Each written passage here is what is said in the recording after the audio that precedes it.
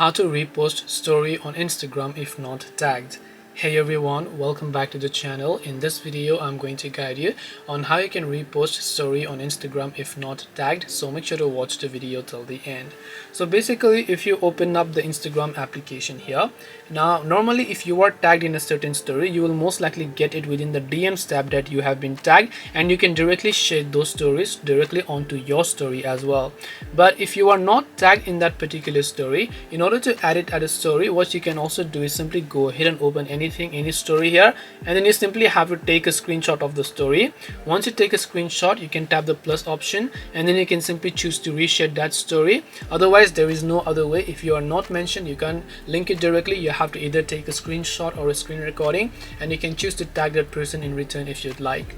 This way you can actually share story on Instagram if you are not tagged. Hope this video was helpful. If you have any questions, feel free to leave them down. Thank you for watching, and see you in the next video.